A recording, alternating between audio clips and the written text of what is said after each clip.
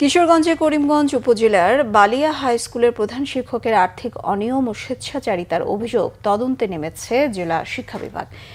অভিভাবক ও স্থানীয় এলাকাবাসীর অভিযোগ, শিক্ষকদের মধ্যে গ্রুপিং ও লবিং এর কারণে শিক্ষার পরিবেশ বিঘ্নিত হচ্ছে। এর নেতিবাচক প্রভাব পড়েছে প্রায় ১,৫০০ শিক্ষার্থীর লেখাপড়ায়। নাসিম খানের তথ্যছবিতে ডেস্ক রিপোর্ট। কিশোরগঞ্জের করিমগঞ্জ উপজেলার বালিয়া হাই স্কুলের প্রধান শিক্ষক মোহাম্মদ নজরুল ইসলামের বিরুদ্ধে অতিরিক্ত ফি আদায়, প্রতিষ্ঠানের অর্থ আত্মসাৎ ও ম্যানেজিং কমিটি গঠন না করে বারবার অ্যাডহক কমিটি গঠনের অভিযোগ।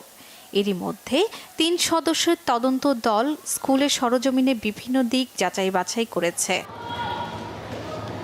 অভিযোগে বলা হয়েছে, শিক্ষকের কাছ থেকে অতিরিক্ত ফি আদায়, স্কুলের অর্থ আত্মসাৎ সহ নানা অনিয়মের মাধ্যমে অস্থিতিশীল পরিস্থিতি সৃষ্টি করেছেন বিশ্ববিদ্যালয়ের প্রধান শিক্ষক মোহাম্মদ নজরুল ইসলাম।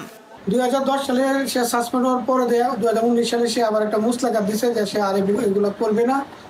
একটা রফা করে সে এই বিদ্যালয়ে আবার পুনরায় যোগদান করে। পরবর্তী সময় টেস্ট পরীক্ষা এবং জানুয়ারিতে ভর্তি, নভেম্বরে বার্ষিক পরীক্ষার কোনো টাকায় সে ব্যাংকে জমা করে নেয়, না করে সে এককভাবে লুটপাট করে। অভিভাবক ও স্থানীয়দের অভিযোগ, স্কুলটিতে একের পর এক ঝামেলা লেগেই আছে। শিক্ষকদের গ্রুপিং ও লবিংয়ে নষ্ট হচ্ছে শিক্ষার পরিবেশ। স্কুলের টাকা পয়সার কোনো হিসাব নাই, বিল্ডিং ভাঙ্গে চালায়, এটার কোনো হিসাব নাই। আমরা তো গরিব মানুষ, লেখাপড়া আমরা করাইতে পারতাম না। আমরা যাতে এর একটা সহযোগিতা পাই, যাতে আমরা ছেলে মেয়েদেরকে লেখাপড়া করাতে। স্কুলে দলাদলিটা না যাবা, স্কুল শৃঙ্খলা বানাতে চলে, এটি আমরা চাই।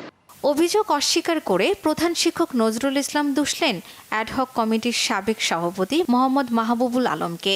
তার দাবি, মাহবুবুল আলমকে অর্থ আত্মসাৎ করতে না দেয়াতেই তার বিরুদ্ধে এ অভিযোগ আনা হয়েছে।